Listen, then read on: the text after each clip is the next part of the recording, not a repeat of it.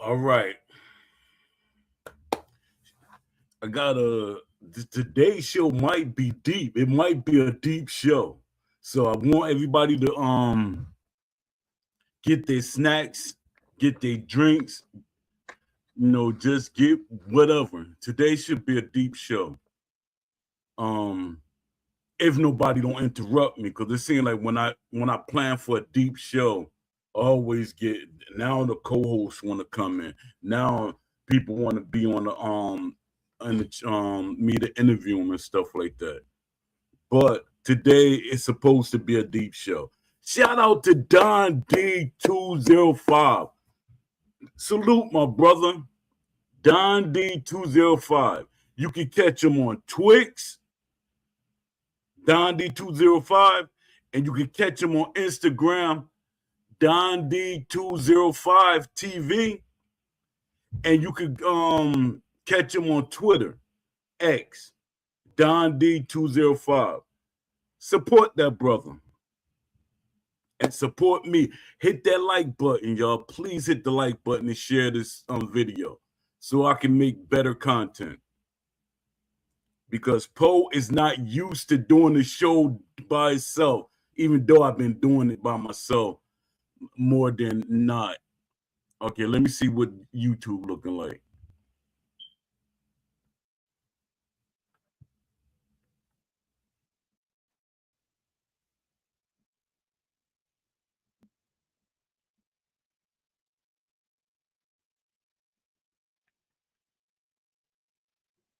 All right. And we good.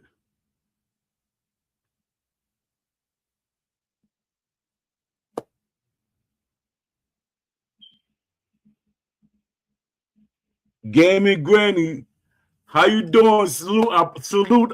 Like I said to everybody, salute. Not sound. I don't want to sound ghetto or crazy or anything, but salute. I appreciate you coming in. Please hit the like button, subscribe. I appreciate you. Gaming Granny 53. Appreciate you. We older heads, we gotta do our video thing, and we gotta let these youngins know that we know what we talking about, because we was around when it started. We was around when the first video game started. ColecoVision, all of that. We've been around. But a lot of people be getting mad at me because I say stuff, but I'm going from off of experience. You can't get mad at a person speaking from experience. Everything I do is based on experience or doing my research. Experience and research. And that's what a lot of these younger content creators, they don't do their research. A lot of things they go off emotions. And like I tell most, and not to be against, sound like I'm being chauvinistic. I always tell the males to take emotion out of everything. You got to speak with logic. Logic overrides emotion. Yeah, you can have feelings towards something, but still take the emotion out of something. With truth, I'm 72, been gaming a long time. Oh, yeah. You got me by, what, 16 years? Yeah, you got me by, let me see, I'm 56. Yeah, you got me by some time. But I'm gonna be in my 90s gaming. I'm because my son was like, "Bah, you still gaming?" He said, I said, "You going by what your friends telling you." I said, when we think about the people that came before us, that's how they felt, because it was new to them. But what we grew up on, that's the norm. It's like telling somebody, like, in the 1960s, I mean, the 1930s and 40s. Why are you shooting pool? Why are you doing that? That's for kids. Why are you playing basketball? See, that's the logic behind things.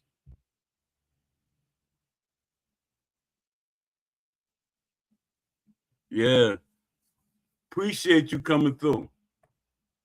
I'm trying to wait for at least one more person to get in here so I can start reading my script. So yeah, I appreciate you. You know, I appreciate you coming through. I got a lot of things I want to talk about today. It's mostly boxing stuff. I mean, boxing video game stuff. I don't know if you play boxing video games. Because I know it's another gaming granny that plays video games too, and she plays Undisputed and stuff like that. I don't like Undisputed. Me being a former boxer, an ex-boxer, it's hard for me to support something that doesn't reflect the sport that I did. So yeah, it's gonna always be hard for me to especially I know how basketball players feel when a basketball game doesn't reflect on what they do. And I see people in the military when they say certain things is not accurate in the game. See, that's how, you know, our generation looked at things. We want certain things to be authentic. Yeah, you can have the arcade because that's a fan base, but you got to also look at the people that want certain things.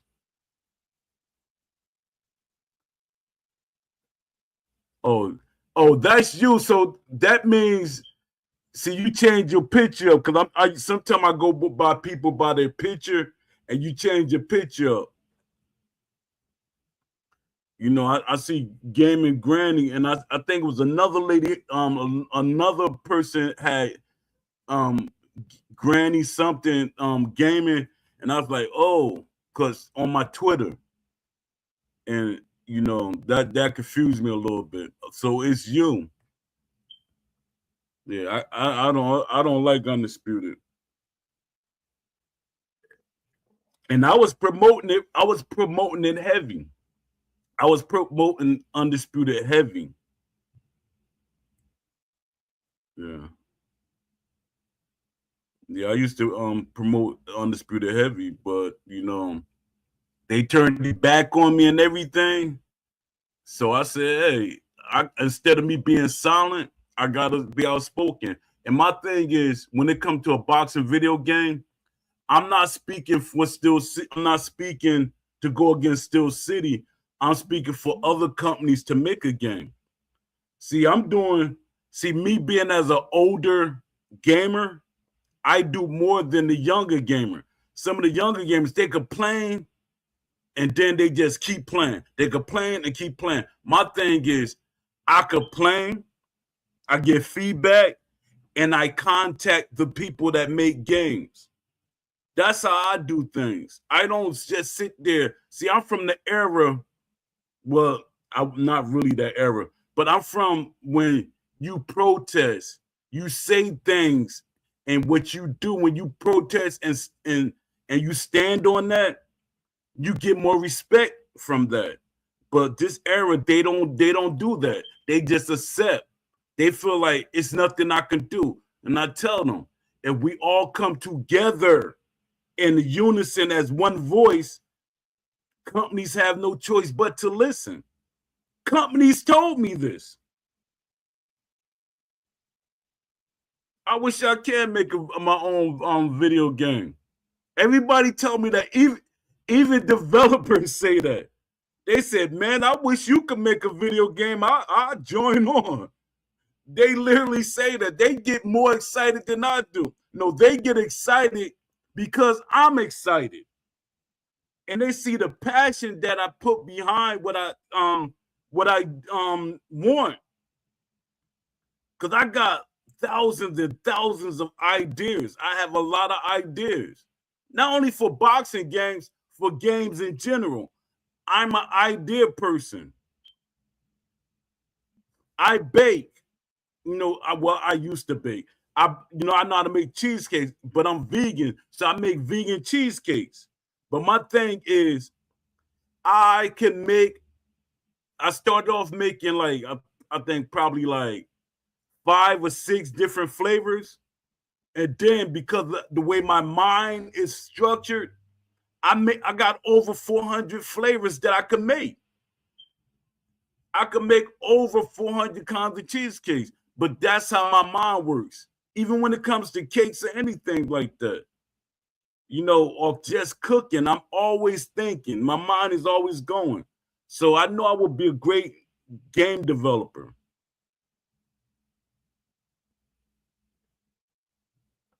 Let me see. It just seemed like me and you here today. It's a Monday. I know Monday's slow.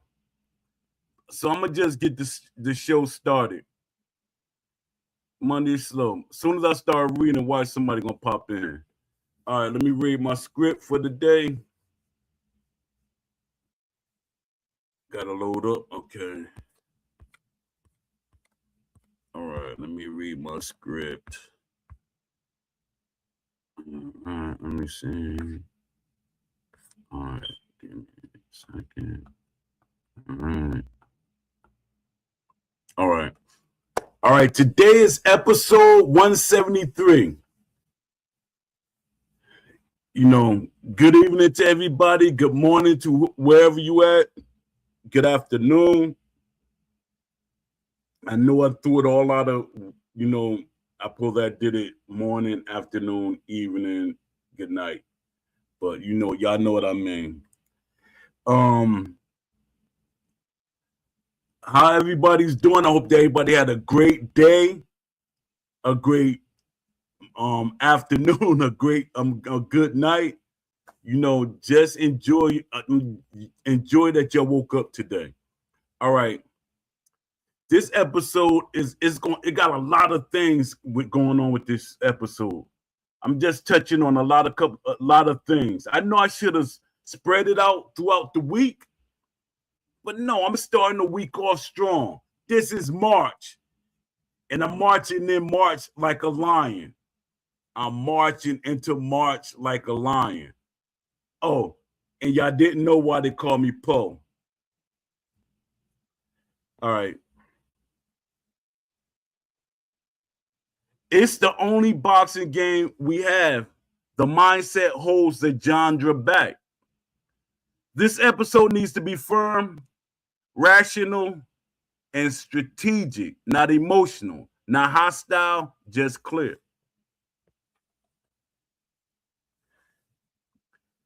There's a phrase floating around the community. It's the only boxing video game we have. And every time I hear it, I understand the emotion behind it. But I also see the damage it causes. Because when fans lower their standards out of fear of losing something, the entire genre stops evolving. Scarcity is not an excuse.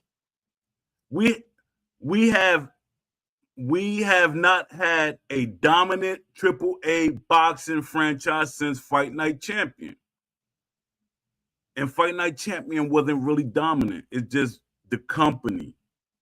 It was a product put out by the company. Fight Night Champion failed. Fight Night Champion failed. It didn't do well. That's why they stopped making it. How did I know? Because I was a part of that team at that point. Not actually part of the team, but I was a senior moderator, community leader for EA Fight Night Champion forums. All right. So I talked to the developer. I was talking to the developers every day, all night, whenever I had a chance to. My thing is I like picking people's brains. I will pick your brain. And that sounds weird, but I like to pick people's mind. I like to see how people think. All right, that creates a drought. Let me read this so it can make sense. Because I was talking, we have not had a dominant AAA boxing game since Fight Night Champion, which it wasn't a dominant game. It failed. That created a drought, and drought creates desperation, and a drought creates desperation. But desperation should not create acceptance of mediocrity. If anything, being the only major boxing title on the market means the responsibility is higher. The expectation should be higher. The realism bar should be higher. Monopoly should not equal immunity. Monopoly should not equal immunity. Let me see what y'all saying in the chat before I go on.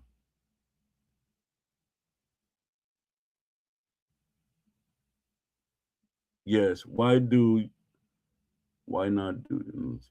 Never too late. Yeah, it's never too late. Yeah,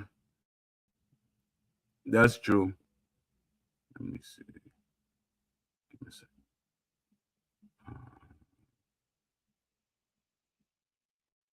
I know it's going to. All right. Support versus accountability. Support versus accountability. There's a difference between blind loyalty and constructive pressure. You can support a studio financially and still say the footwork is not realistic. The AI tendencies are shallow. The clinch systems lack depth. Career mode feels underdeveloped. Offline modes need more structure. Demand modeling lacks nuance. This is not hate. This is stewardship of the sport. The other genres didn't improve by settling. The other genres did not improve by settling. Every competitive fighting franchise had to evolve under pressure. Street Fighter 6 rebuilt its netcode and onboarding systems. Tekken 8 modernized mechanics while preserving identity. Mortal Kombat 1 reworked presentation and systems from the ground up. None of those communities said, be grateful, it's all we have. They demanded improvements. They got it. Why this hurts boxing specifically? Boxing is not a simple arcade experience. It is distance management, ring control, punch selection logic, fatigue layering, damage accumulation, psychological tendencies, referee involvement, career progression realism. If fans do not demand deeper systems, companies will not invest in deeper systems. And when companies don't invest, the sport is misrepresented. You cannot claim to love boxing and simultaneously defend shallow representation of it. That contradiction has to be addressed. That contradiction has to be addressed. The business reality. If the market signals this is good enough, then publishers see low investment required. Studios like EA or 2K re-enter genres when they see sustained engagement, critical demand, competitive opportunity, high standards. They do not respond to complacency. They respond to pressure. The balance position.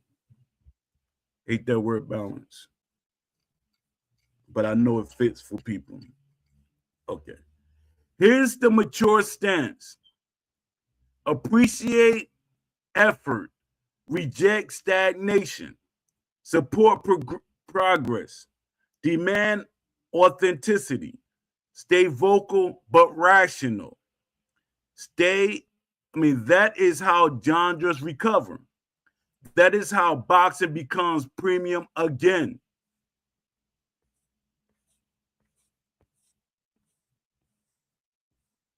All right. It's the only boxing. This is a deep dive. I always do deep dives with some of these. With some of these posts that I do deep dives.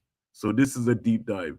And because I know y'all gonna be like, oh, you just read that. No, I'm not, I didn't just read it. It's a deeper dive on what I just talked about. It's the only boxing game we have, the comfort zone that kills competition.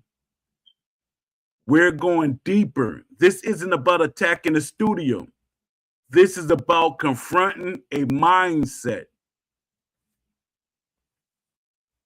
Fear-based support. Let's be honest about the underneath that phrase. Let's be honest about what's underneath that phrase. When fans say it's the only boxing video game we have, what they often mean is if we criticize too much, the genre might die. We don't want to scare the developers away. We waited so long for this. That fear is understandable, but fear-driven support weakens leverage, and leverage is the only language industries respond to. Let me see what y'all saying in the chat.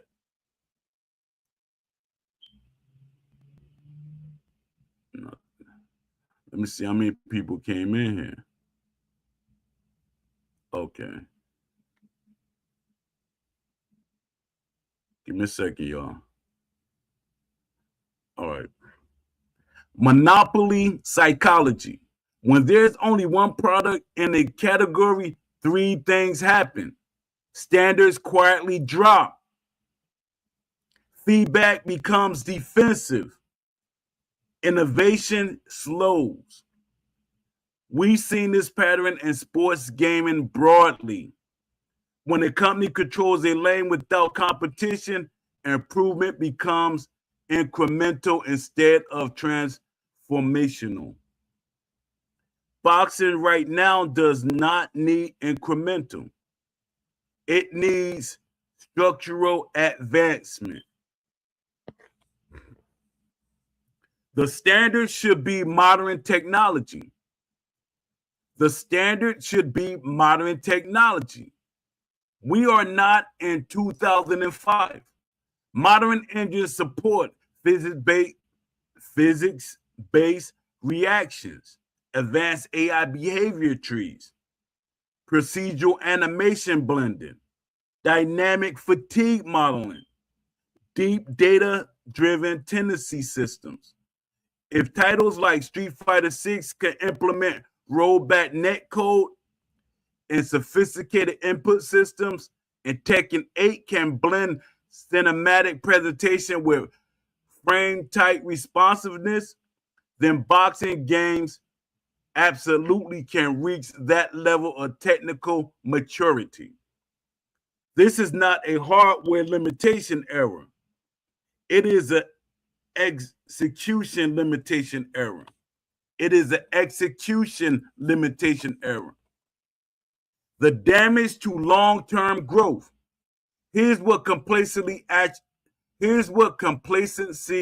actually does. It discourages external investors. It tells publishers the niche is satisfied. It signals low competitive demand. It reduces urgency for signals to evolve meaningfully.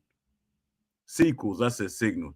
It reduces urgency for sequels to evolve meaningfully.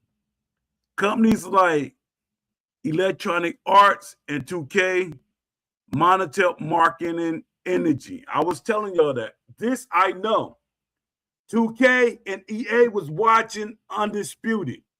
They were watching Steel City. And they was watching to see how was the spike was going to go. But Steel City, they got, and it's sad because they have veterans on the team. They should know, yeah, you're going to sell a lot of copies because the casual fans and the hardcore fans going to buy the game immediately. But their thing is they want to see, can they keep that money going at least 90 days or a month? And Steel City dropped off immediately. They sold over 1 million copies in a week. Then it started dropping off after that. Because once fans saw the kind of game it really was, they weren't satisfied, they stopped playing. They got silent. That's the thing that I hate. That's why I say people, they passionate about something, but they go silent. They said the hardcore fans go silent. They just stop playing the game. No. Do like the basketball players, the basketball game fan does. Do like the baseball game fan does. Do like the MLB, the soccer fans do. They passionate. They talk. They're going to let you know what they want in the game, what is wrong with the game. But we got in Steel City, in their forums, everybody going against each other. My thing is, I don't like arcade. I don't like arcade in sports games. I will play it, yes. Yes, I will play it. But if that's the main thing, I'm not going to play the game. Because to me, I feel like by me supporting that arcade, that's how it's going to stay arcade. I want a game that I can enjoy realistically when it comes to sport. I wanted to represent the sport realistically. But that's what I always say. I'm 100% for options. When it comes to options, see, I'm a businessman. When my customers have options, I sell more. I get more people coming in. So when you got options to your game, more fans will enjoy it and play it. All right, let me get back because I start going too deep into what I was talking about. All right. Companies like EA, Electronic Arts and 2K monitor market and energy. They analyze social sentiment, sales velocity, what I was just talking about, retention curves, what I was just talking about, the retention curve. Steel City, it dropped off drastically. Competitive appetite.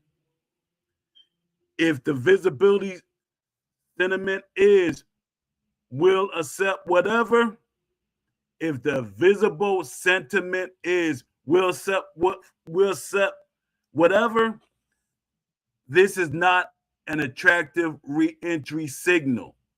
Strong demand is a great signal, not we will accept whatever. And that's what a lot of people are doing now. We will accept whatever. You want EA to make another boxing game. You want 2K to try and make another boxing game. You want a company like Sony, or you want a company like what's the name of that company? Red Dead Redemption. I forget their name right now, but my mind is like all over the place. But you want these companies to make a boxing video game, but y'all got that whatever, we accept for whatever. No, they want to know what you want. And that's why I always push for the survey. When I push for a survey, it's not for Steel City. I don't care about Steel City. They showed me their colors.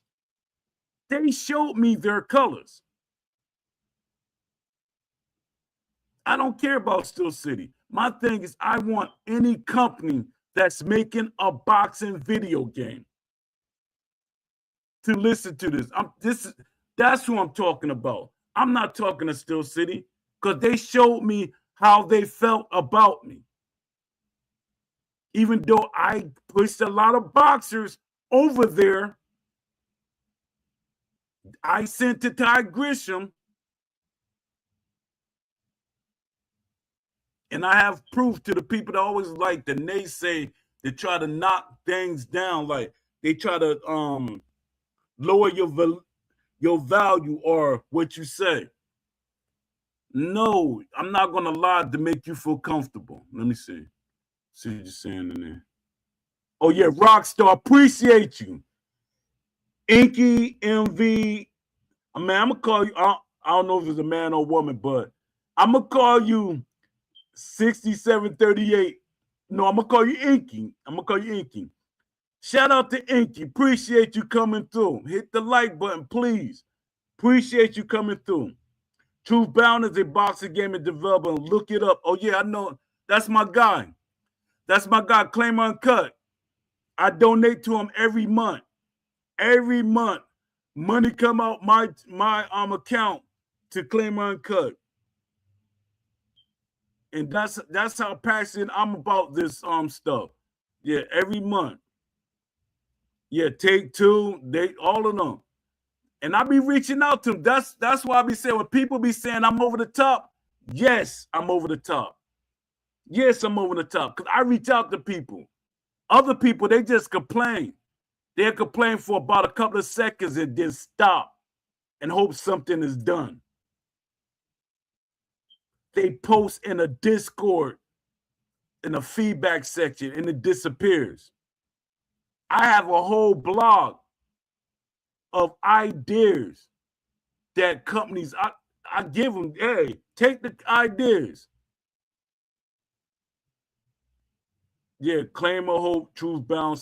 Yeah, I hope so too. But one person, that's the only thing that bothers me a little bit. I hope Claim Uncut gets backing.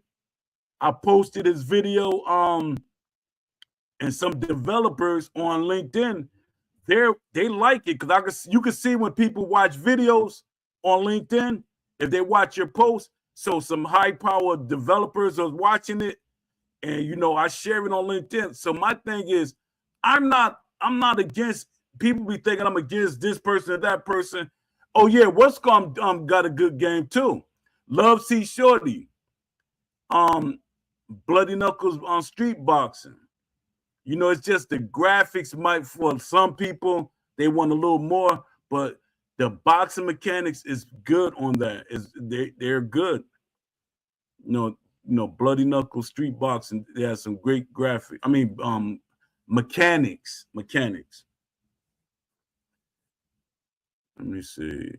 Let me finish reading this. All right. Boxing deserves system death. Boxing is layered. It is not just punching animations. And that's the part right there. It is not just punching animations. And if you talk to a casual player, that's what they think boxing is. It's not just punching animation. It's about positioning. It's so much. Me sitting here, I could be here for a whole day telling you what boxing is. Because I know what boxing is, because I experienced boxing. I sparred on higher levels. Did I fight on a higher level? No, not really. But but I do have a decorated amateur background. To me, that's elite to me, because a lot of people, they're not going to be a decorated amateur. They're not going to be a decorated amateur. You got pros that weren't decorated amateurs, but they were just good pros. So, I'll take that. And there's a story that go behind why I didn't go far in pro. I tell that on another show. I've said it before, but I tell it on another show, right? Boxing is layered. It is not just punching animations.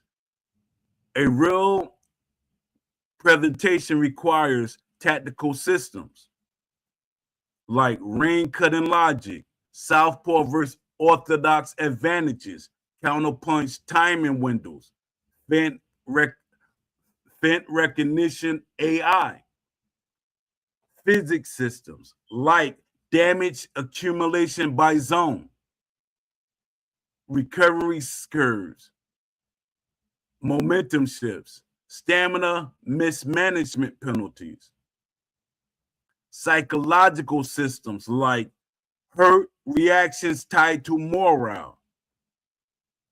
Hurt reactions tied to morale.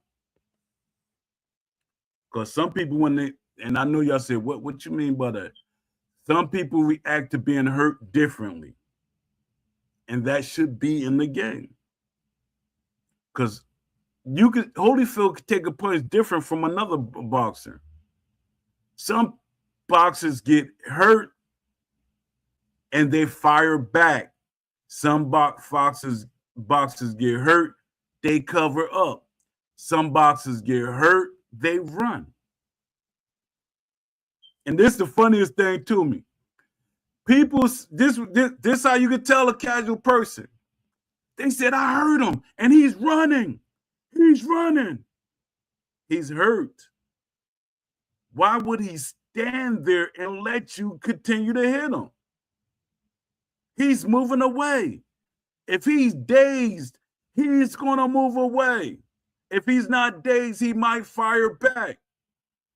Y'all don't make sense sometimes. In your mind, it makes sense. But then it shows you how you fight in real life. It shows how you fight in real life. A person dazed you, and you're trying to fight him, and he's going to knock you out. That's exactly what's going to happen. All right. Psychological systems like hurt reaction tied to morale. Confidence shifts. Comeback traits. Comeback should be a trait. All boxers do not have that trait. But in games like Steel City, they let all boxers have the same thing across the board. There's no uniqueness about certain fighters. And the fighters that y'all think are unique, they only give us a couple of things that make y'all think that fighter is unique. Like Emmanuel Augustus, that's not the only way that he fight, but they give you just enough. And you know who that attracts? The MMA fans. That attracts the MMA fans. They say, look how he's fighting. That look like an MMA move a little bit. He's doing a drunken style. That attracted him. Because me watching, see, I like to watch videos and get intel. And then I see how the MMA fans, they were getting super excited. They were getting more excited than the regular boxing fans. All right. Psychological systems like corner advice affecting decision trees. Decision trees. Why don't we have trees, not little trees, not literally trees? I know when y'all hear trees, y'all like, oh, trees. No. Why don't we have decision trees and trees in general in this game? When they say decision trees, like different branches, different, things that you can pick from. Corner advice affecting decision trees. You got different, all right. If fans don't push for this level of sophistication, companies won't allocate resources for it. And that's the thing that I love, that I want to talk about. People keep saying that costs too much. Companies going to tell you that because they want you to repeat that. But y'all don't realize that these companies have budgets that they get from investors. And when the investors and publishers and shareholders see what the fans want, they invest more money in it. But y'all quick to say, I'm not going to ask for it because it's going to cost too much money. Y'all fools. I learned this years ago. Y'all are being fools. Especially in this day and age. Anything that you want in a boxing game, can be added in a boxing game. If they had Tank Davis in the game and y'all wanted him to be replicated exactly like Tank Davis, his backflip, climbing off the rope and doing a backflip off the rope, that could be done in this day and age. But y'all love to give these companies excuses. Let me see what y'all saying in the chat before I go on. Nothing, okay. Yeah, that's what I was saying. I said, man, if Love sees Shorty and Claimer Uncut join together like Voltron, man, you know the kind of game they can make. They will put what's called to shame. And my thing is, Love sees Shorty. He was trying to be a part of Undisputed, and they overlooked him. All right, let me see. There's boxing, and then there's boxing only some will know. Exactly. And my thing is, it's just like with basketball. I wasn't really a basketball fan. Still not really a basketball fan, but I will play NBA 2K or play a basketball game. And the way that they represented it made me want to play it. I'll play a baseball game or a football game or whatever if I feel that it's represented accurately, if I can tune it to be realistic. Even if they didn't make it initially realistic, long as they gave me the tools to make it realistic to the way I want to play. And that's what I'll be telling these companies. Give fans the tools, the options, the settings to create the game they want. Give us the settings and options to create the game we want. But their lazy, I'm gonna call it what it is. Their laziness, they keep trying to change the word around. It's them being lazy. If they could do the least amount of work, they will do it. If they could put in the least amount of work and effort, they will do it 100%. And that shows they're not passionate about making a boxing game or creating a sport. And to the guy that keep calling boxing a fighting game, you're an idiot. Boxing is boxing. Fighting games are fighting games. Arcade fighting games are arcade fighting games. Boxing is a sport, and it should be treated like a sport. That's the problem. The people that's developing Undisputed, they treat the game like a fighting game.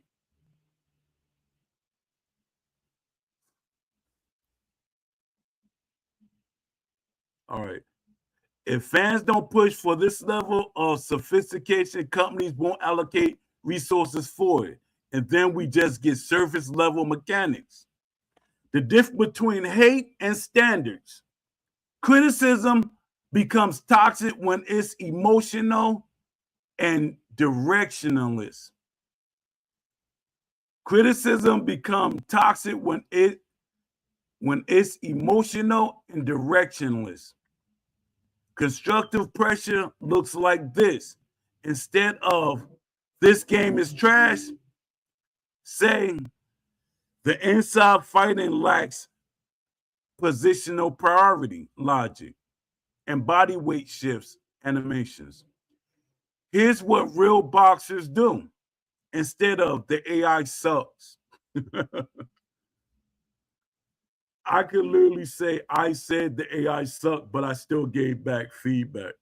I gave detailed feedback. Say the AI doesn't layer tendencies dynamically instead of adaptive ring. It needs adaptive ring IQ based on fatigue and damage. That's how you elevate a genre. You raise the technicality. I mean, you raise the technical vocabulary. That's what I be telling y'all. When I be saying certain words, it goes over some of y'all heads. When I talk about systems, and when I say talk about systems, y'all might not understand it, but the developers that listen to this show, they do. The developers that listen to this show, they definitely understand what I'm saying. The industry only moves when pressured. When pressured. The industry only moves when pressured. Look at history. Fight Night Champion wasn't built from passive acceptance. It was built after years of iteration and pressure within its fractured lifestyle. But the thing with Fight Night Champion, they got pressure. They tried to add some things, but the thing is, they rushed to add like the tendencies. That's me. That's me. That's all me. The tendencies they added, and they added some things. They were rushed because they were worried about the story mode.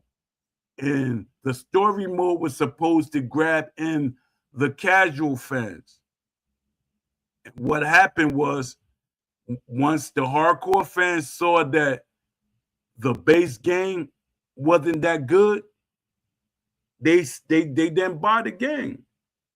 They didn't buy the game. They bought the game later, but they didn't buy the game initially. So EA saw that as a failure, and they moved on. They said, we're not making no more boxing games. We're going to focus on UFC.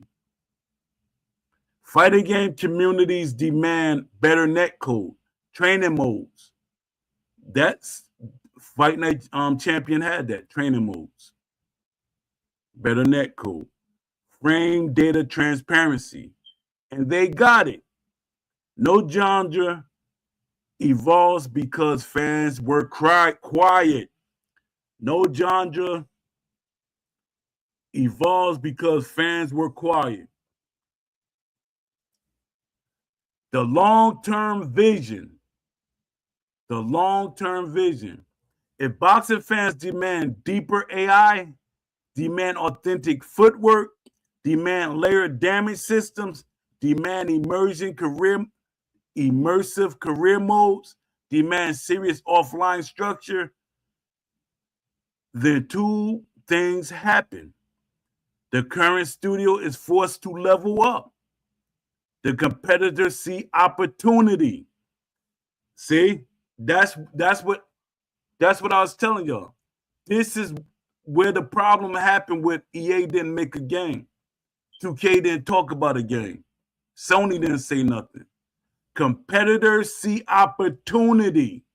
If they would have did the game right, competitors would have saw opportunity and made games. Competition is healthy. Monopoly comfort is not. Saying it's the only one we have is understandable, but it is not a strategy. The strategy is support, critique, educate, push, elevate.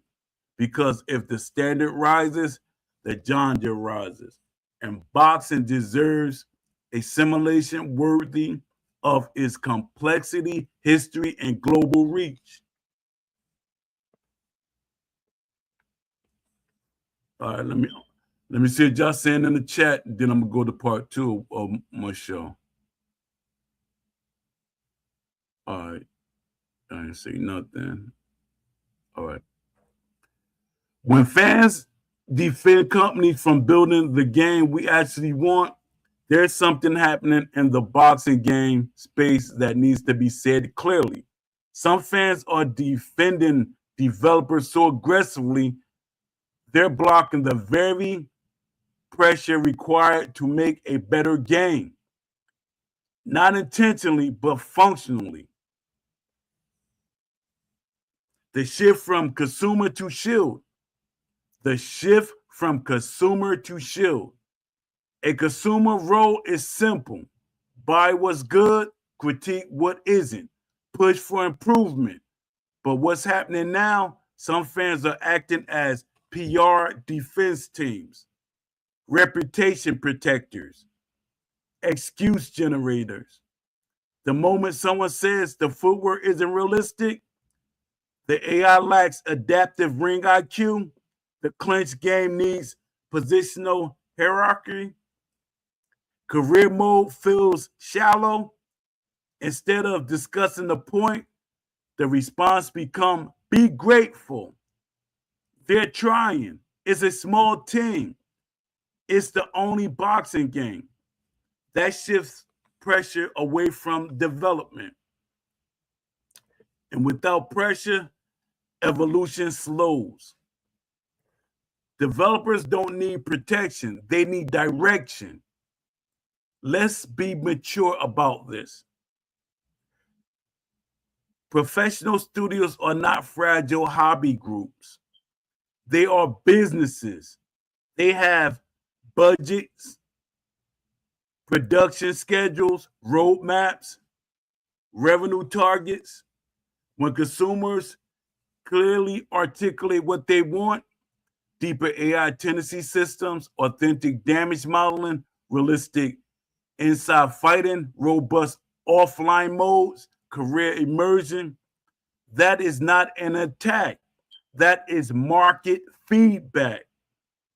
That is market feedback. Shielding studios from that feedback does not help them. It deprives them of clarity. The difference between toxicity and standards. There is a clear line: toxic, personal attacks, harassment, emotional rants. Standards, technical critiques, feature breakdowns, comparison to real boxing mechanics, clear expectations. When fans shut down standards under the banner of positivity, they accidentally normalize stagnation, and stagnation kills this so-called niche genre. Acceptable versus desire. Here's the real question. Are we asking for the game we will accept or the game we actually want? Because those are not the same.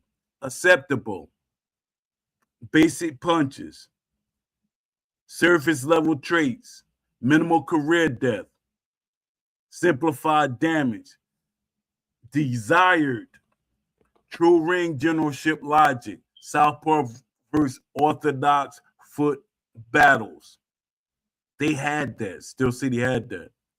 Dynamic stamina punishment, psychological momentum shifts, referee authority systems, deep boxer tendency layering.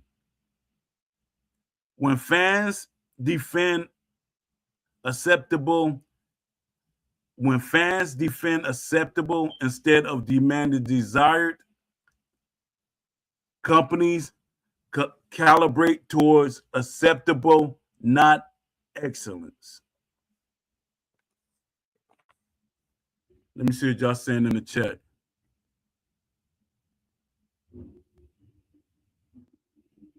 No, let me see how many people in here. I got 2 people in. It said 26 people viewed this. All right. I'm still going with the show. Industry signal theory.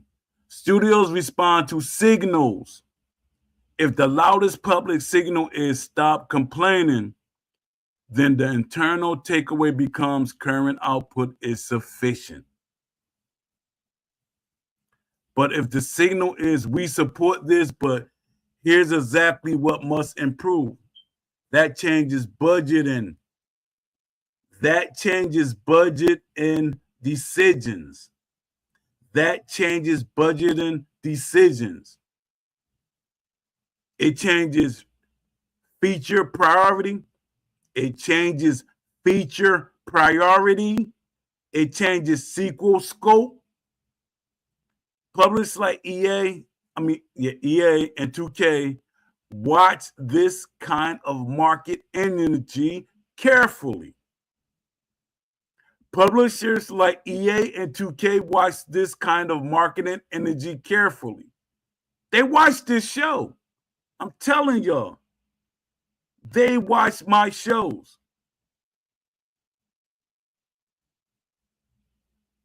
And I'm not trying to be arrogant because I don't care about the arrogance, though.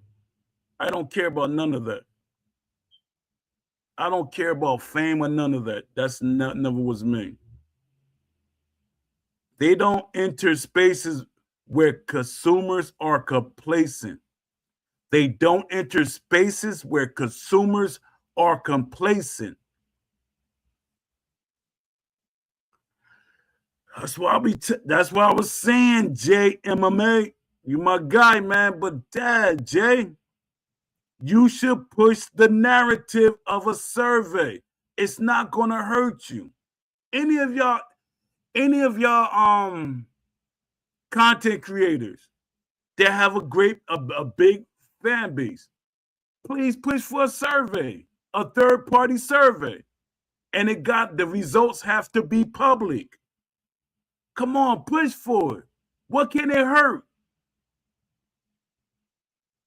If you want to make them do what the survey says, make them put the results publicly. Because they can say whatever they want. No, give us the results publicly. And you can shut people like me up, or y'all can elevate what I say. All right. The hard truth. Defending a company from accountability might feel loyal, but loyalty without standards is how genres plateau. Boxing deserves better than plateau. The sport is too layered, too historical, too global, too technical to be reduced to, well, it's something. And that's shameful. If you truly want authenticity, if you truly want authentic boxing representation, deep AI behavior system, realistic footwork mechanics, career immersion that reflects the sport, then you cannot silence critiques. You refined it. You elevate it. You organize it. Because pressure, when precise and professional, builds better games. Silence builds comfort, and comfort builds stagnation. All right. Part 3 to this. Let me see what y'all saying in the chat before I go to part 3. I told y'all I'm going today. I'm on my grind. I'm on the move today. All right. When fans protect comfort over progress, there's a dangerous shift that happens in most and underserved genres. The fan base stop acting like customers. They start acting like gatekeepers. Community policing instead of industry pressure. Community policing instead of industry pressure. Instead of directing pressure upwards toward feature depth, AI realism, authentic boxing systems, career immersion, offline substance, some fans redirect pressure sideways toward other fans. They say, stop complaining. You're hurting the game. You're too demanding. Just enjoy it. I heard all of that stuff. That energy should be aimed at raising the standards, but instead it's aimed at suppressing expectations. And that creates internal division instead of external evolution. The small team shield, another common defense. They're a small team. Let's address that calmly. Being a small team explains limitations. It does not justify lowering lowering the long-term standard. A small team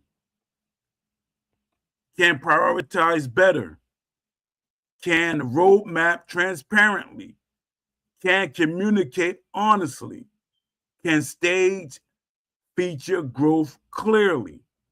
The issue is not team size. The issue is ambition versus execution. And like I said, Ash Habib was not over ambitious. His team was just under. They just didn't want to execute what he wanted to do. Once they heard it, they said, "Oh, that's a lot of work, man. You being too over ambitious." A great team would have been like, "Yeah, that's what I'm talking about. We're gonna probably need some more people to help us with it, but that's what I'm talking about. That's what passion is. That's what passion is. We're gonna need some more people. You're gonna have to ask some investors to kick in some more money, but we're gonna need some more people. That's what I'm talking about. That's what a passionate team is. That's what a passionate team is. When fans use small team as a permanent shield, they turn a temporary reality into a permanent ceiling. You create the ceiling, low ceiling, the ceiling effect. Here's what happened if this continues. Year one is good enough.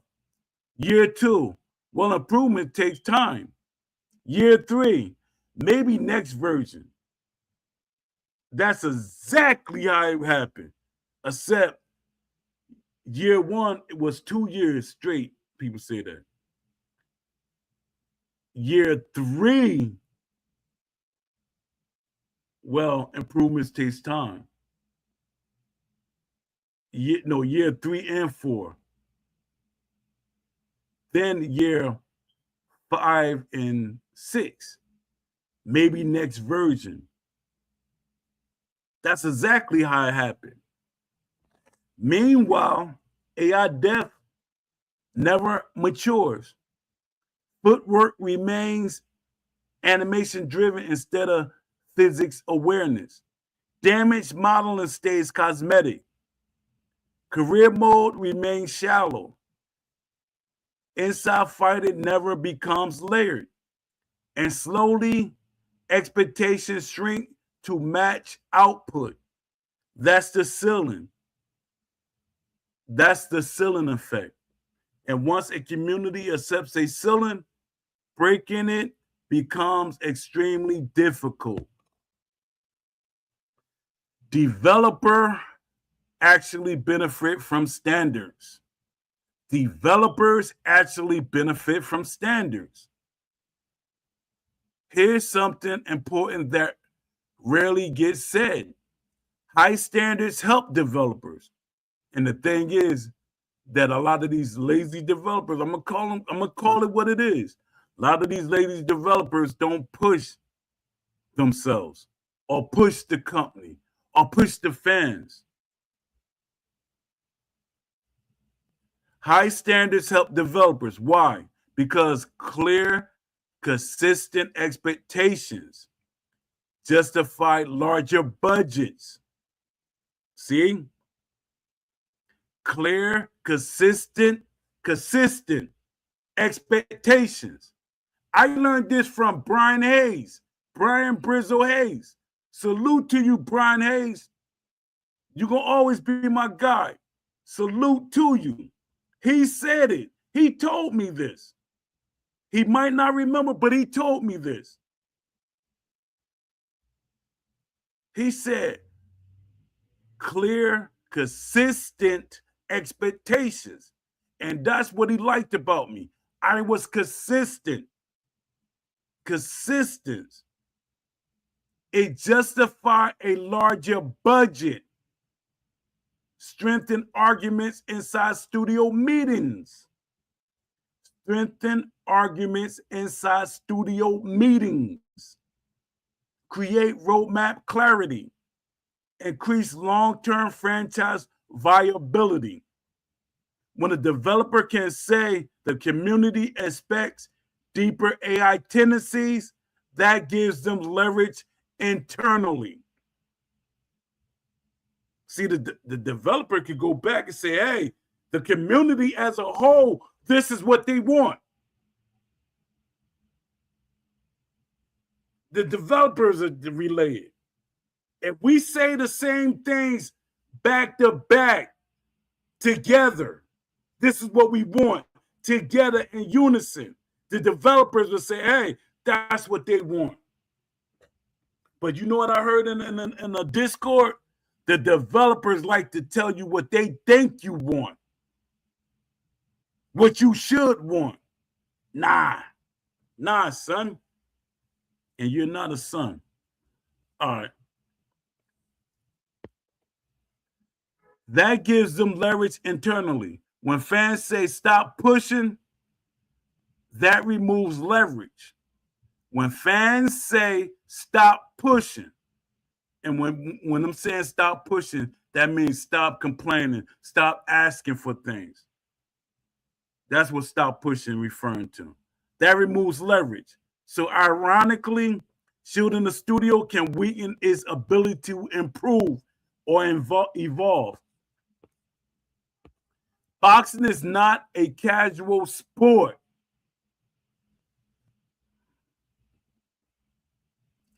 Boxing is not a casual sport. And that's what Steel City is dealing with, the identity crisis. Boxing is not a casual sport. Boxing is one of the most technical sports on earth.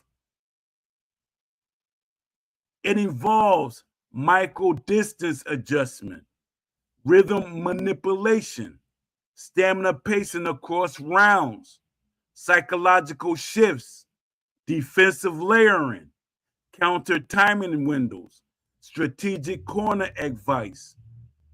Reducing that to just be happy it exists is not respect for the sport.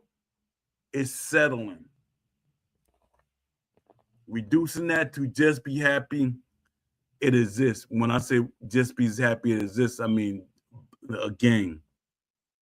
Not what I just read. Boxing as a game. It's settling.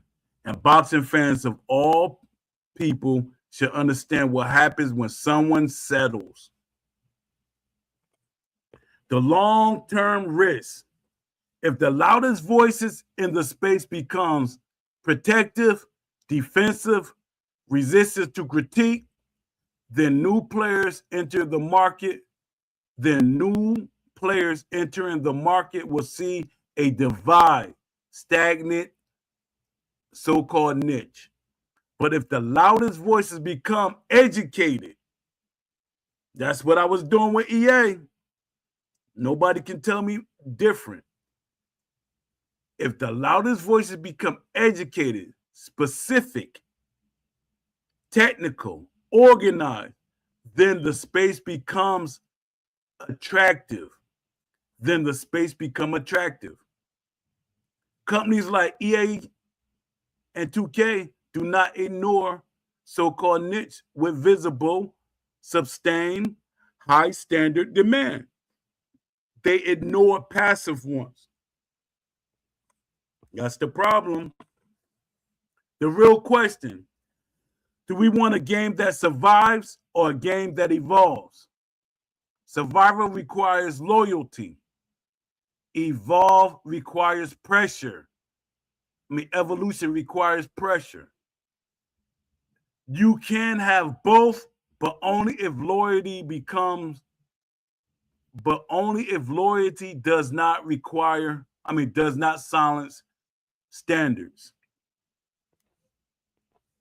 Fans defending developers from accountability might feel like unity, but unity without standards is comfort, and comfort does not produce greatness. If boxing is to return to a premium level in gaming, the community must mature from "it's all we have" to the sport deserves excellence, not anger, not hostility, not harassment, not just standards, because standards build legacies.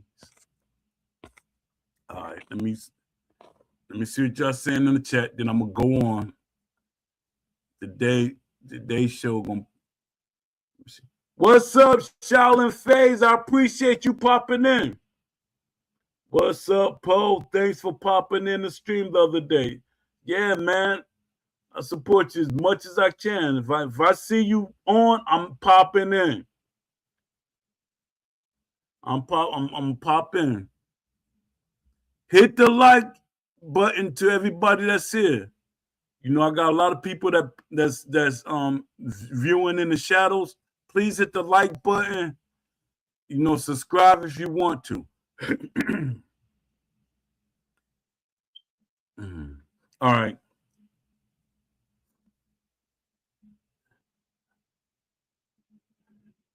First, separate emotions from marketing. All right. I'm separating emotion from the market. Let's okay. How can Undisputed sell more if the first version was broken?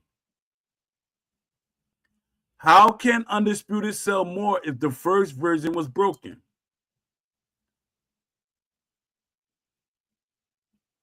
I forgot who. I don't know if I'm precisely. I was talking about this. He said it's going to sell more.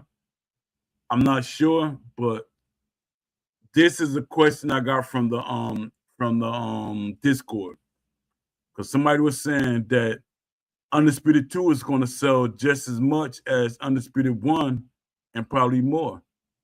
But how can Undisputed 2 sell more if the first version was broken? Because you got to look at it this way. The numbers start dropping drastically. That's why EA didn't make a game. That's why 2K didn't think about making a game. That's what other companies, there were companies, see, I know there were companies that wanted to make a boxing game, because once they saw the momentum that Steel City had got, they was, whoa, yeah, it's time to make a boxing game. All right. Sequels sell on two variables: brand trust, perceived importance. If version 2 damaged trust, version 2 must repair it before it scales. If version 1 damaged trust, version 2 must repair it before it scales. That's basic franchise economics. Addressing the boxing fans are desperate argument.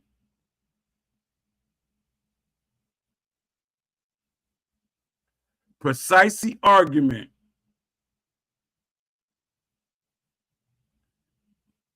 Precisely is arguing that scarcity demand. Boxing fans don't have other options. This is what Precisely said. Shout out to it, Precisely. I'm Precisely. Shout out to you, man. I told you I was putting this in the show, and I'm not attacking you. It's just good conversation. I'm not attacking you. You my guy. Boxing fans don't have other options.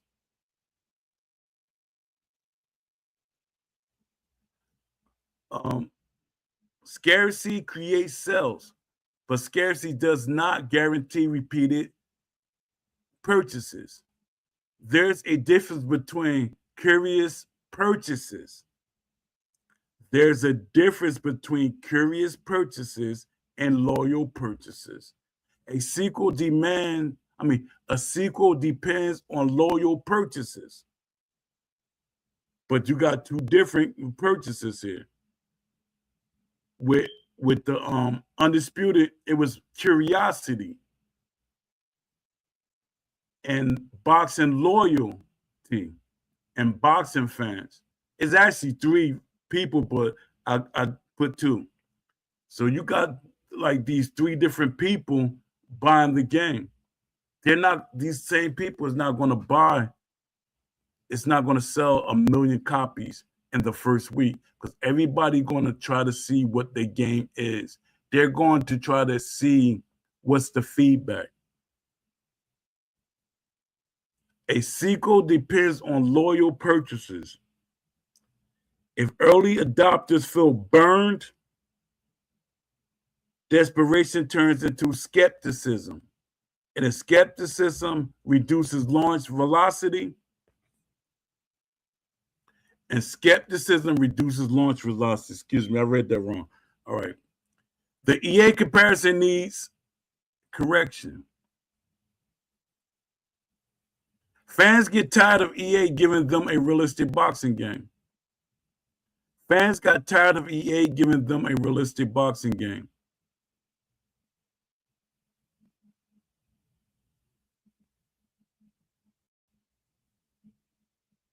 That's weird. EA never made a realistic boxing game. Never. No company ever made a realistic boxing game. That's not historically accurate. Fight Night Champion did not fail because fans rejected realism. It fell because sports portfolios restructuring, UFC licensing shift, corporate strategy decisions, development resource allocation. There wasn't a mass rejection of realism. There was a business pivot. And that the pivot wasn't what I just read. The pivot was that the game did fail. The game fell horribly. In EA eyes, the game felt horribly. It took them over 10 years to sell 1 million copies. It took them over 10 years. That's failure. For a company, that's failure. We're not talking about the money they had to put out to get boxers. What makes SCI different? This is where I stay calm and analytical. SCI is different only if they demonstrate 3 things: structural improvements, deeper AI tendency layering, authentic footwork mechanics, inside fighting hierarchy, real damage accumulation systems, transparent development, clear roadmap,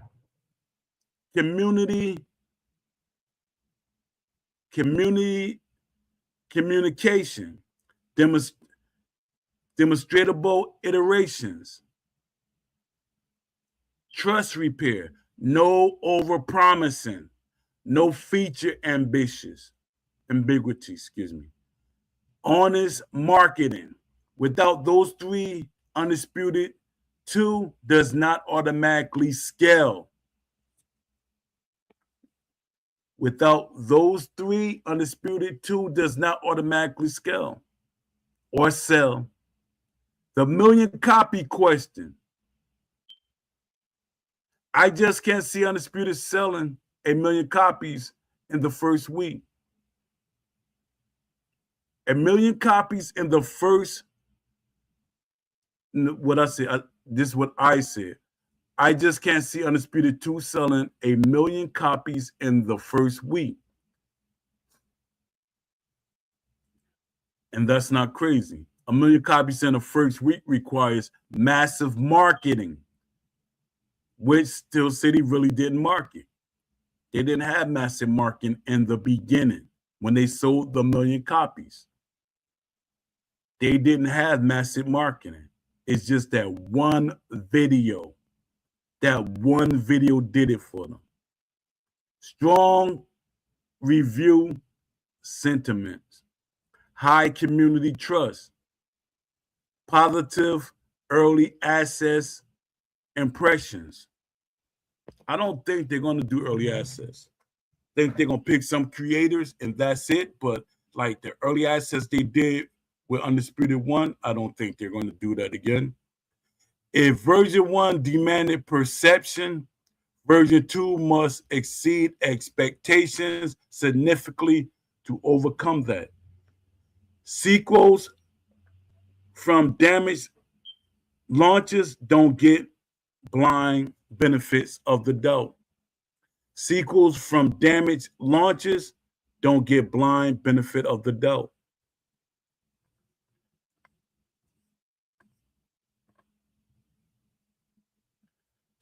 Scarcity might create internal sales, but it doesn't create long-term trust. If the first version left a if the first version left a portion of the audience frustrated, the sequel has to rebuild confidence before it scales. Fight Night didn't end because fans rejected realism. It ended because of corporate shifts in licensing strategy. That's different. And that's definitely not why. Undisputed 2 can absolutely sell more, but only if it demonstrates structural improvement in AI depth, footwork, authenticity, damage modeling, and career immersion. Desperation creates curiosity purchase. Trust creates repeat purchases. Trust creates repeat purchases. If SEI proves growth and transparency, they can scale.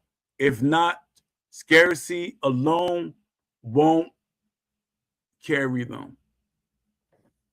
That keeps them on the right path. Let me see. I'm all over the place because okay. This is something I want to talk about because it's an event coming up.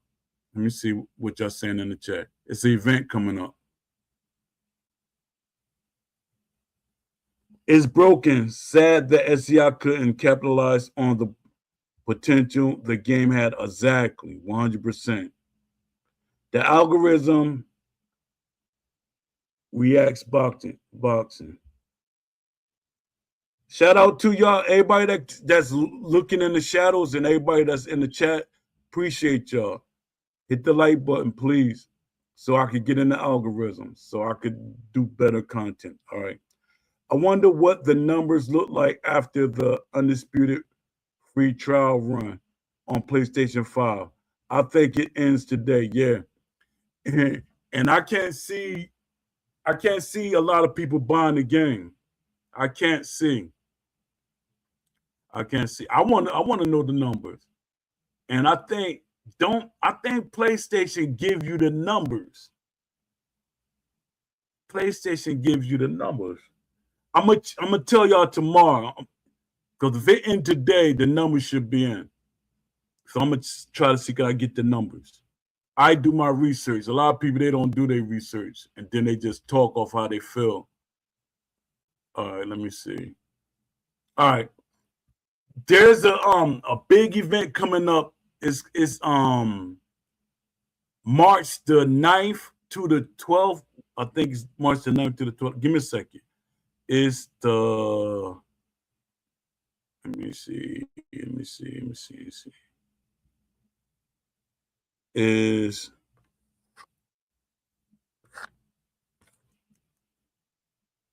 from March the 9th to the 13th. So they're going to be doing the event,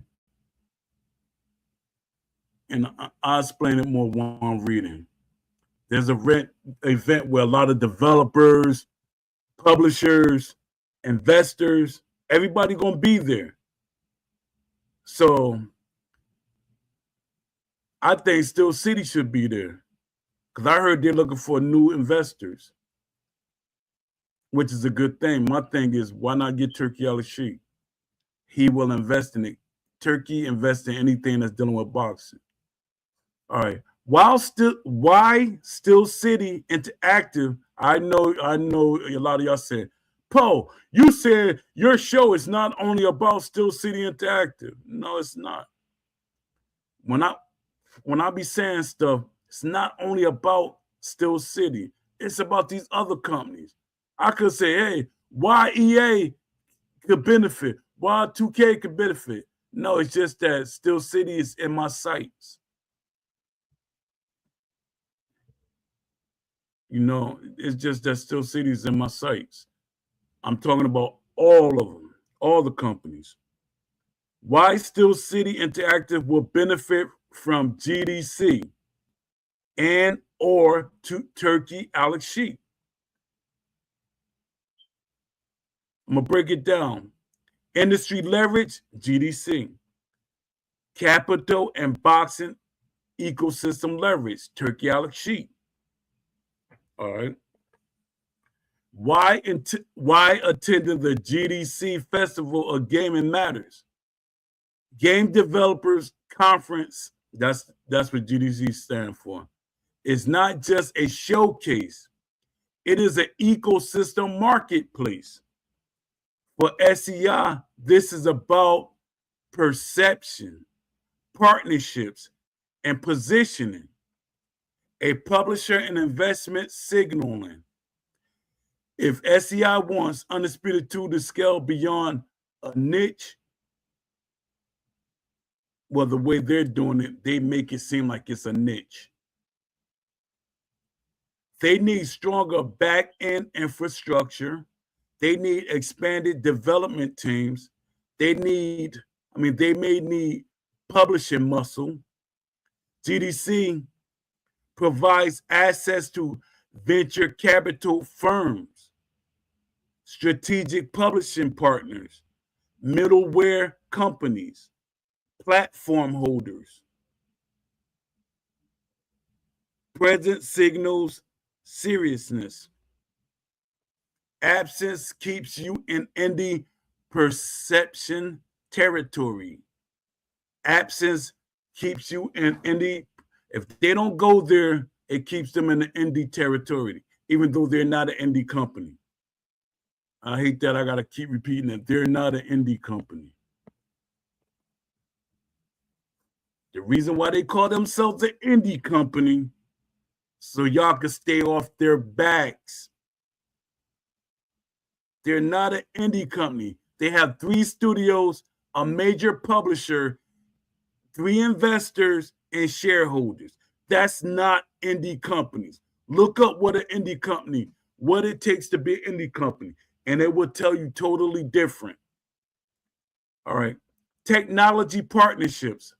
Boxing simulation at a high level requires advanced animation pipelines, physics middleware, AI tooling, online netcode refinement.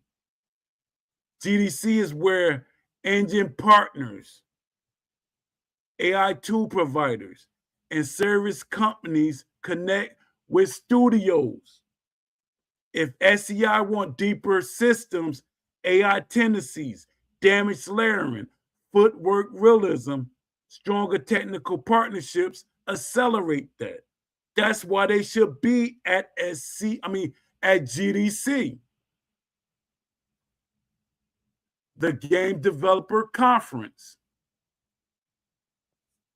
Competitive framing. At GDC, SEI can position Undisputed as a premium boxing simulation space. An underserved but proven sports game. A growth opportunity in sports gaming. A narrative attracts capital and talented. That narrative attracts capital and talent. It refrains, and they can also get developers from the show.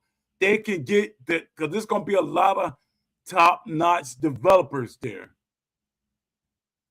Steel City, to the ones that listen to my show, there will be a lot of developers there that's out of work, trying to get jobs. Hire them.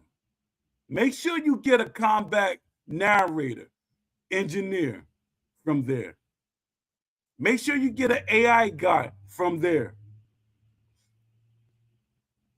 That narratives attract capital and talent. It reframes boxing from niche, so-called niche, survival to strategic opportunity.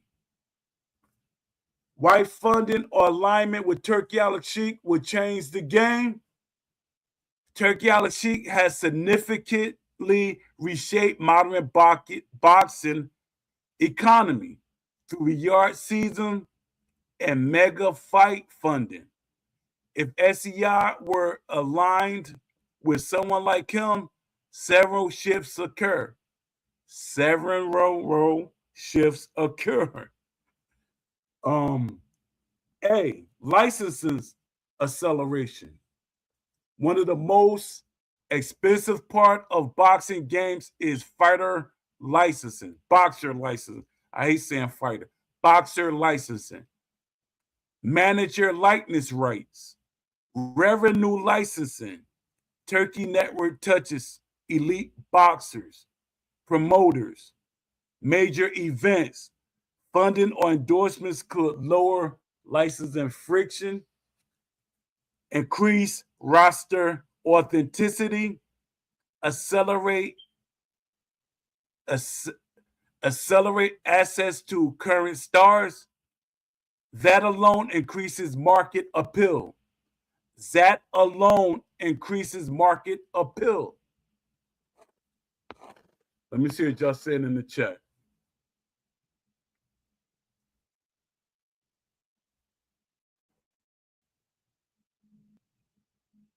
All right, y'all ain't saying nothing. All right, let me go back. Marketing amplification.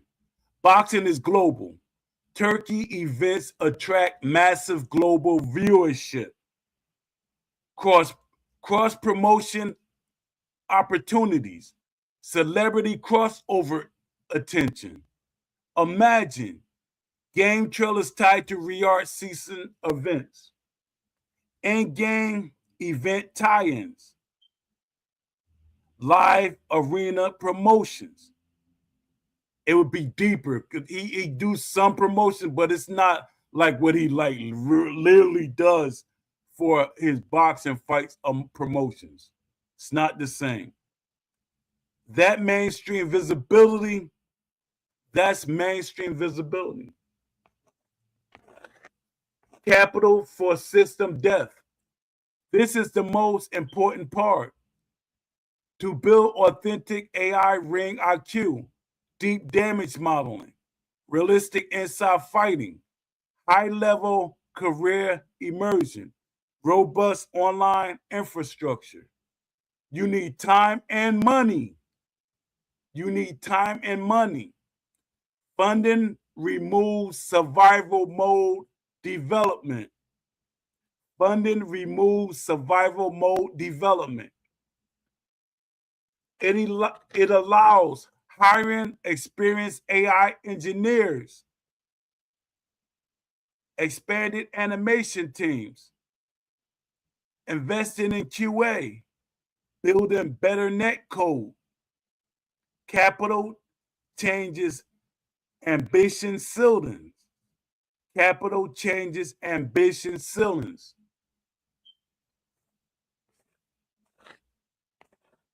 The risk consideration. However, alignment must be strategic. SCI will need creative control safeguards, long-term development runway, sustainability funding, not marketing only cash. Not marketing only cash. The goal isn't brand splashing.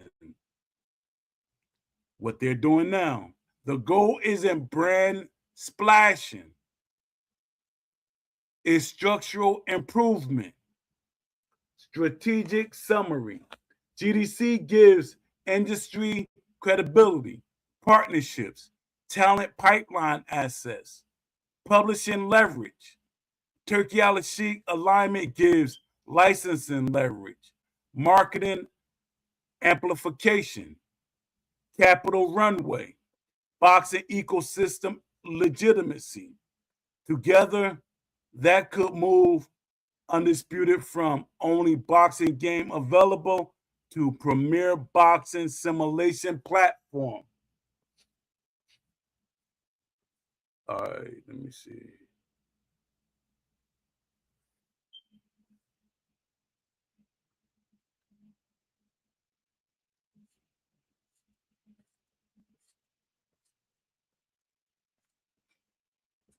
All right, I know I told y'all I could go on for a long time. I don't want to oversaturate y'all with what this conversation. So I'm gonna do a couple of Q&As, do some quick Q&As, and then I'm gonna end the show. But I appreciate everybody that came through. I got some new heads, some new faces, and that's good. I think I'm gonna do 3 Q&As, and then I'm gonna end the show. Let me see what y'all saying in the chat. Yeah, I'm gonna do 3 Q&As, and then I'm gonna end the show. Appreciate everybody that came through. Why are you critical? Why are you criticizing the only boxing game we have? That's question 1. My answer, because scarcity doesn't eliminate standards. If anything, being the only modern licensed boxing game increases responsibility. Monopoly position should raise the bar, not lower it. Supporting the existence of the game and pushing for supporting the existence of the game and pushing for deeper systems are not opposites. They are both necessary for growth. Question 2. If fans keep complaining, won't that kill the genre? My answer, toxicity can hurt a genre. Constructive pressure strengthens it. There's a difference between harassment and technical critiques. Saying the AI lacks adaptive tendencies is not the same as the game is trash. One helps development, one doesn't. Healthy pressure is how sports franchises evolve. This is my last one, y'all. Depending on if anybody came in, I'll throw 3 more in there just because one more person popped in. Okay. Boxing fans are desperate. Won't Undisputed 2 sell regardless? That's a crazy question. Boxing fans are desperate. Won't Undisputed 2 sell regardless? No, that's not that's casual thinking. That's a casual fan thinking. My answer, desperation drives first purchases. Trust drives repeated purchases. Sequels scale when brand trust is strong. Improvements are visible. Marketing aligns with reality. Scarcity alone does not guarantee exponential growth. That's my last question. Let me check the chat. And if somebody popped in, I'll keep it moving. Nope, nobody popped in. All right. Let me give my shout out. Shout out to the brother Don D205. He's on Twitter, X, Don D205. Support him. Likes, go, just give him support, show him love. He's on Instagram, Don D205 TV on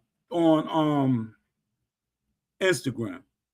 And he's on Twitch at 12 a.m. No, I say 12, about 12:30, 12. I like to say 12:22. Don Deep is on at 12:22 a.m.